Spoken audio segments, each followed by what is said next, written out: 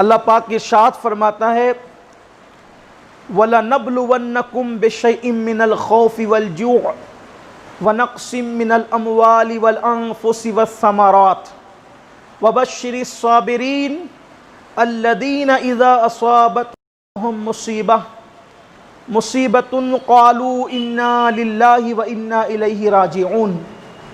اللہ پاک ارشاد فرماتے ہیں ہم تمہیں ضرور آزمائیں گے، تمہاری آزمائش ہوگی، تمہارا امتحان ہوگا۔ یہ ہر سال کربلا دہرایا جا رہا ہے، پڑھا جا رہا ہے، اور جیسا کہ مولانا نے یہ بھی تذکرہ کیا ابتدا میں ہمارے امام صاحب نے کہ اہل شرافت کا شروع دن سے یہ وتیرہ رہا ہے کہ وہ ہمیشہ سے واقعہ کربلا کے بعد کربلا کو بیان کرتے رہے۔ سب سے پہلے کربلا بیان کرنے والی ذات، سب سے پہلے جس نے کربلا بیان کیا ہے وہ محمد الرسول اللہ کی ذات، سب سے پہلے کربلا کا ذکر کرنے والی ذات۔ جس دن تاجدار کربلا کی ولادت ہوئی اسی دن حضور علیہ السلام نے کربلا بیان کی۔ جس دن ولادت امام حسین ہے اسی دن سے کربلا کا ذکر ہو رہا ہے، اور حضور علیہ السلام، بلکہ یہ تو اس امت کا میں نے ذکر کیا اور ولادت کے حوالے سے، ورنہ ذکر کربلا تو حضور علیہ السلام کی زمین پر آمد بھی نہیں ہوئی تھی، اس سے پہلے بھی ذکر کربلا ہو رہا تھا اور کربلا شریف کا ذکر ہو رہا تھا۔ وہ آپ ابھی آگے اگر وقت رہا یا یاد رہا تو سماعت کریں گے کہ جس وقت امام علی مقام کا کٹا ہوا سر لے کر یزیدی جب چلے ہیں دمشق کی طرف یا کوفہ کی طرف، تو ان لوگوں نے دیکھا کہ ایک گرجا ہے اور اس گرجے پر ایک شعر لکھا ہوا ہے کہ جن لوگوں نے نواسہ رسول کو شہید کر دیا کیا اس کے بعد بھی وہ توقع کرتے ہیں اور تمنا کرتے ہیں اور امید کرتے ہیں کہ ان کو جو ہے وہ رسول اللہ کی شفاعت نصیب ہوگی؟ یہ کیسے ہو سکتا ہے؟ تو ان ظالموں نے وہ شعر پڑھ کر کے ان لوگوں نے کہا یہ شعر کس نے لکھا ہے؟ تو وہاں کے راہب نے بتایا کہ تمہارے نبی صلی اللہ علیہ وآلہ وسلم کی ولادت سے 500 سال پہلے اس گرجا کے اوپر یہ شعر لکھا ہوا تھا، یعنی حضور علیہ السلام کی آمد سے بھی 500 سال پہلے وہ شعر موجود تھا، یعنی ذکر کربلا موجود تھا۔ اسی طریقے سے اگر آپ اور آگے جائیں تو ایک تاریخ ہے کربلا شریف کی، لیکن اس امت میں آقا کریم صلی اللہ علیہ وآلہ وسلم کی آمد کے بعد سب سے پہلے ذکر کربلا جس نے کیا ہے وہ مصطفیٰ جان رحمت صلی اللہ علیہ وآلہ وسلم کی ذات ہے۔ اور آپ کو اگر آپ بھول گئے ہوں تو آپ کے ذہن میں یہ بات آنی چاہیے کہ حضور اکرم صلی اللہ علیہ وآلہ وسلم نے ذکر کربلا کیسے کیا، تو وہ آپ کو یاد ہونا چاہیے کہ جس وقت امام علی مقام امام حسین علی جدہ وعلیہ السلام کی جس وقت ولادت ہوئی، اور جب ولادت ہوئی تو امام علی مقام کو حضور اکرم صلی اللہ علیہ وآلہ وسلم کی گود میں دے دیا گیا۔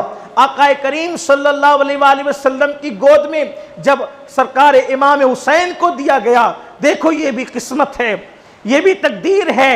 حسین کا بابا پیدا ہوا تو نبی کی گود میں آئے، حسین کی امی پیدا ہوئی تو بھی نبی کی گود میں آئے، حسین کے بڑے بھیا پیدا ہوئے تو بھی نبی کی گود میں آئے، حسین کی بہن سیدہ زینب پیدا ہوئی تو بھی نبی کی گود میں آئے۔ یہ کیسا خاندان ہے جس کی ماں بھی پیدا ہو کر نبی کی گود میں آتی ہے، جس کا بابا بھی پیدا ہو کر نبی کی گود میں آتا ہے، جس کا بھیا بھی پیدا ہو کر نبی کی گود میں آتا ہے، جس کی بہن بھی پیدا ہو کر نبی کی گود میں آتی ہے، اور جو خود بھی پیدا ہو کر نبی کی گود میں آتا ہے، جس کے نقشے کفی پاک کو تلاش کرتے ہوئے لوگ عالم ارواح سے جنت تک کا سفر کر رہے ہیں۔ یہ وہ خاندان ہے، لوگ جس کے نقشے قدم کو ڈھونڈ رہے ہیں۔ حسین کا خاندان وہ خاندان ہے کہ پیدا ہو کر ہی جسے نبی کا بازو نصیب ہو جاتا ہے، نبی کی گود نصیب ہو جاتا ہے۔ یہ خاندان کیا ہے؟ اللہ اکبر. بیدر شماسی کہتے ہیں عدم سے لائی ہے ہستی میں آرزو رسول. عدم سے لائی ہے ہستی میں آرزو رسول. کہاں کہاں لیے پھرتی ہے جستجو رسول. یہ جو سفر ہے انسان کا، انسان حضور کو ڈھونڈتے ہوئے، حضور کے تجسس میں آقا کو گویا کہ تلاش کرتے ہوئے جو ہے وہ یہاں تک پہنچا، عالم ارواح سے سفر کرتے ہوئے، اور آگے قبر میں بھی حضور کی جستجو ہی میں وہ جائے گا، اور قیامت کے دن اٹھے گا تو بھی جستجو مصطفیٰ جان رحمت میں اٹھے گا. کہ قبر کی نیند سے اٹھنا کوئی آسان نہ تھا. ہم تو محشر میں تمہیں دیکھنے آئے ہوئے ہیں، اور پھر محشر میں بھی پہنچے گا تو جستجو مصطفیٰ میں پہنچے گا. حضرت بیدم شوارسی کہتے ہیں کہ عجب تماشا ہو میدان حشر میں بیدم، عجب تماشا ہو میدان حشر میں بیدم، کہ سب ہو پیش خدا اور میں روبرو رسول. کہ سب ہو پیش خدا اور میں روبرو رسول. یہ لیکن خاندان حسین کی شان تو دیکھیں کہ امی بھی ان کی حضور کی گود میں، بابا بھی ان کی حضور، اور بابا تو ایسے حضور کی گود میں کہ پیدا ہوئے کعبے میں. بیان کرنے والی ذات مجدد ابو مجدد، استاد ابو الاستاد، امام مطلق، امام الہند، ہندوستان کا محدث اعظم شاہ ولی اللہ محدث دہلوی رحمت اللہ علیہ ازالت الخفا میں لکھتے ہیں کہ کعبۃ اللہ میں پیدا ہوئے. امام حاکم اپنی مستدرک میں لکھتے ہیں کعبے کے اندر پیدا ہوئے. جوف کعبہ میں، کعبہ کے اندر، کعبے کے بیچوں بیچ میں پیدا ہوئے. ان کا نام حاکم نہیں ہے، ان کے علم حدیث میں ترقی اور مہارت کی وجہ سے لوگوں نے علم کا حاکم ان کو مانا ہے. وہ حاکم، امام حاکم، وہ کہتے ہیں، لکھ رہے ہیں حدیث پاک لکھ رہے ہیں کہ امام مولائے کائنات حسین پاک کے بابا کعبۃ اللہ میں پیدا. شاہ عبدالعزیز صاحب بھی لکھ رہے ہیں تحفہ اسنا شریعہ کے اندر کہ وہ کعبے میں پیدا ہوئے.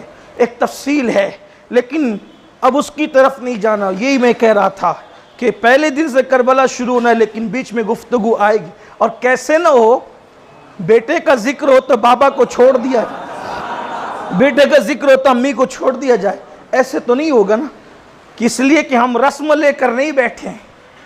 کسی نے مجھ سے کہا کہ بھئی اس سال جو ہے میدان میں نہیں ہوگا ذکر کربلا، تو کہاں ہوگا؟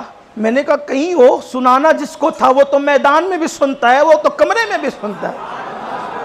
ہمیں پبلک سے کیا لینا ہے؟ نہ کل غرض تھی نہ آج غرض تھی، سنانا جس کو ہے آواز تو وہاں تک پہنچتی ہے. ان کے نانا کی شان یہ ہے کہ دور نزدیک کے سننے والے وہ کان لالے کرامت پہ لاکھوں سلام. تو ان کے نانا کا صدقہ تو انہیں نہ ملے گا تو کسے ملے گا؟ تو 3 دن تک مولائے کائنات جب کعبہ شریف میں پیدا ہوئے تو آنکھیں نہیں کھولی. اور بھی محققین کی تحقیق ہے، مگر ہم عشق کے بندے ہیں.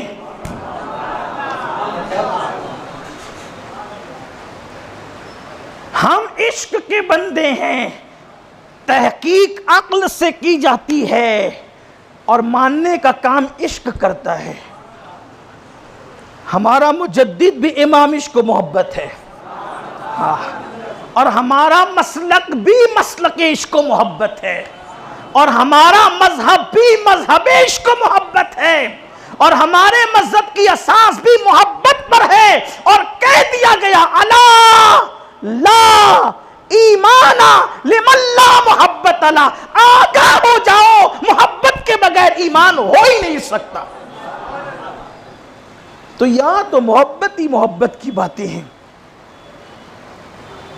3 دن تک کعبۃ اللہ شریف میں رہے، آنکھیں بند کر کے رکھی، اور جب ماں گود میں لے کر نکلی تو ان کے بابا سے کہا، جناب ابو طالب سے، بچہ کتنا خوبصورت ہے دیکھیں، لیکن پیدائش پر خوشی کی بجائے غم ہے. کہا کیوں؟ کہا شاید نابینا ہے کیونکہ آنکھ نہیں کھولتا. دونوں میاں بیوی صحن کعبہ میں بات کر رہے تھے، بچہ خوبصورت ہے، آنکھوں سے محروم ہے، دیکھتا نہیں، آنکھ کھولتا نہیں۔ اتنے میں آمینہ کا لال اس شان سے تشریف لائے جیسے افق پر 14ویں رات کا چاند طلوع ہوا۔ آفتاب رسالت، مہتاب نبوت، جسے دیکھ کر کنکریاں بول پڑتی ہے، جس کو دیکھ کر بت سجدہ کرتے ہیں، جسے دیکھ کر گونگی زبانیں بول پڑتی ہیں اور زبان دان عرب کے فصحا بے زبان ہو جاتے ہیں۔ وہ تشریف لائے۔ کیا ہوا چچی جان، چچا جان کیا ہوا؟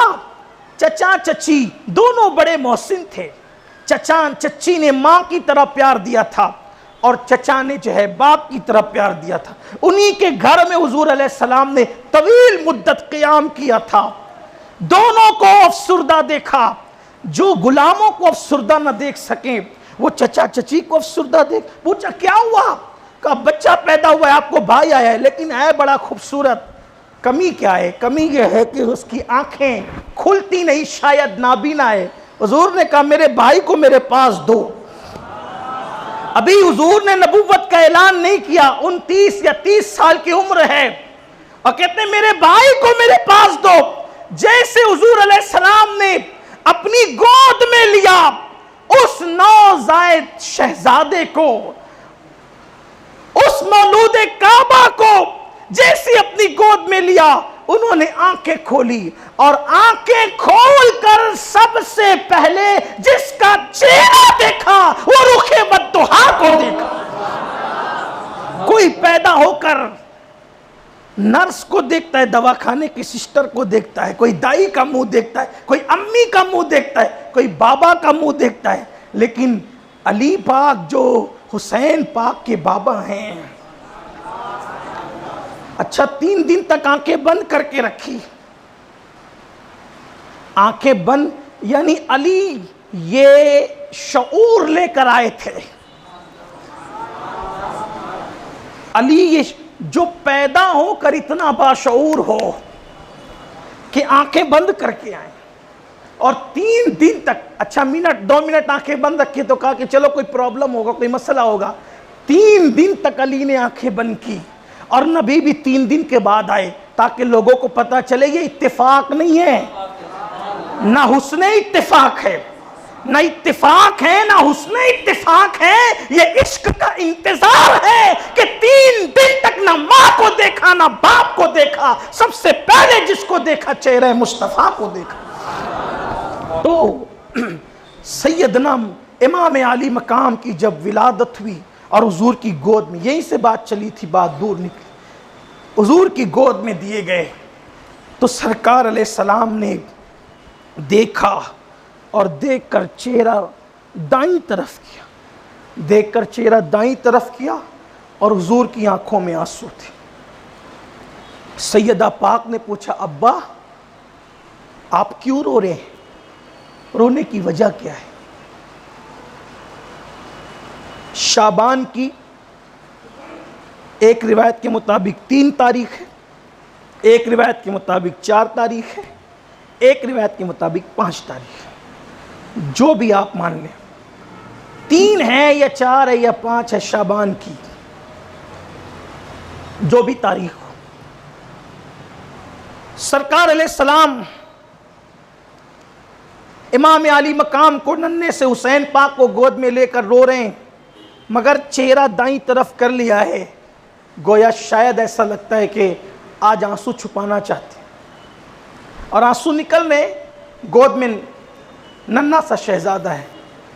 اذان دی گئی ہے اور اپنے لعاب سے گھٹی دی گئی ہے، اور ابھی فاطمہ کا لال حضور کی گود میں، آنکھ میں آنسو۔ سیدہ نے پوچھا بابا کیوں رو رہے ہیں؟ فرمایا بیٹی میرے اس بیٹے کو میدان کربلا میں شہید کر دیا جائے۔ اب ایک خاص بات یہاں، ذکر واقعہ کربلا سے پہلے، واقعہ کربلا سے پہلے ذکر کربلا حضور کر رہے ہیں، اور کربلا کے ذکر کے ساتھ ماتم نہیں ہو رہا ہے، نوحہ نہیں ہو رہا ہے، خاموش آنسو بہ رہے ہیں۔ اب پتہ چلا جو نوحہ اور ماتم کرتے ہیں وہ بھی سنت سے ہٹ کر ہیں، اور جو خاموش آنسو پر منع کرتے ہیں وہ بھی سنت سے ہٹ کر ہیں۔ نہ ہم نوحے والے ہیں نہ ہم منع والے ہیں، ہم محبت کے آنسو بہانے والے ہیں۔ حسین کا نام پاک اور ماتم نہیں ہے اہل سنن کا شیوا، شہید مرتے نہیں ہے نظمی، قرآن اعلان کر رہا ہے۔ ہمارے یہاں ماتم اور نوحہ نہیں ہے، لیکن محبت کے آنسوؤں پہ پابندی بھی نہیں ہے۔ اس لیے کہ محبت کے آنسوؤں پہ پابندی کیسے ہو سکتی ہے جبکہ حضور علیہ السلام کی آنکھوں سے نکلے، اور جب ذکر کربلا کیا حضور نے تب حضور کی آنکھوں میں آنسو آ گئے۔ اور پھر کیا ہوا؟ حضور علیہ السلام تو رو رہے تھے، امام کو ہاتھ میں لے کے ذکر کربلا، پتہ چلا ذکر کربلا روافظ کی ایجاد نہیں ہے۔ وہ جو ممبروں پہ کود کود کے کہتے ہیں ہم نے شروع کیا تو ہمیں دیکھ کے سنیوں نے بھی شروع کیا، ہم نے شروع کیا تو ہمیں دیکھ کے سنیوں، ارے تجھے کب دیکھا؟ تیرا وجود تو تیسری صدی کے بعد ہے، تیسری صدی ہجری کے بعد ہے، تجھے دیکھ کر کیا شروع کیا؟ آمنہ کے لال کو دیکھ کر ہم نے ذکر کربلا شروع کیا۔ تم کیا کہتے ہو کہ ہمیں دیکھ کر شروع کیا؟ ہم نے تو انہیں دیکھ کر شروع کیا جس کے کہنے پر ہم بن دیکھے خدا پر ایمان لائے۔